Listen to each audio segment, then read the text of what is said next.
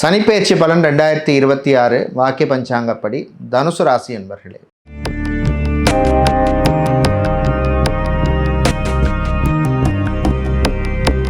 உங்களுக்கு 4ஆம் இடத்துக்கு வரார். அர்த்தாஷ்டம சனி, அஷ்டமத்து சனியில் ஹாஃப்.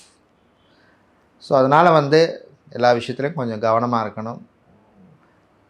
T20 ஆட போகிறேன், ஒன் டே மேட்ச் ஆட போகிறேன்னு இறங்கிடாதீங்க. டெஸ்ட் மேட்ச் ஆடுறது தான் புத்திசாலித்தனம். கொஞ்சம் அடக்கி வாசிக்கிறது எல்லா விஷயத்துலையும் நல்லது. அகலக்கால் வைக்காதீங்க. பொறுமை, நிதானம், அமைதி தேவை. முதலீடுகள் விஷயத்தில் கவனமாக இருக்கணும். தெரியாத பிஸ்னஸை பண்ணாதீங்க. காசு இருக்கே அப்படின்னு சொல்லி போட்டுறாதீங்க.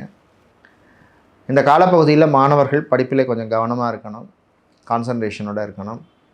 ஈஸியாக எதையும் எடுத்துக்காதீங்க. அதே மாதிரி ஜாப், உத்தியோகமாக இருக்கட்டும், தொழிலாக இருக்கட்டும், வியாபாரத்தில் யாரையும் நம்பி எந்த பொறுப்பையும் ஒப்படைச்சிடாதீங்க. அது மேனேஜர் பார்த்துப்பார், ஸ்டாஃப் இருக்காங்க அப்படின்னு சொல்லி ஈஸியாக விட்டுறாதீங்க.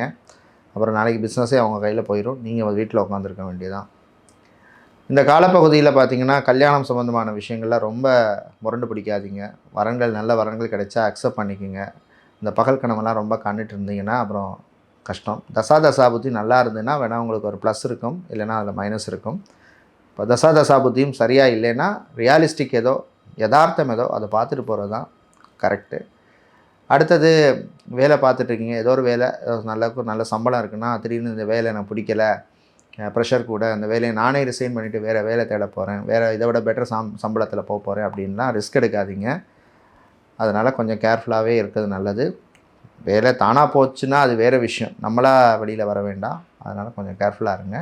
அதே மாதிரி படிச்சுட்டு வேலை ட்ரை பண்ணிகிட்ருக்கோம், எனக்கு இந்த சம்பளத்தெல்லாம் வேணும், அந்த சம்பளத்தெல்லாம் வேணும்னு நிறைய பேர் இன்றைக்கி அந்த மைண்ட் செட்டில் இருக்காங்க.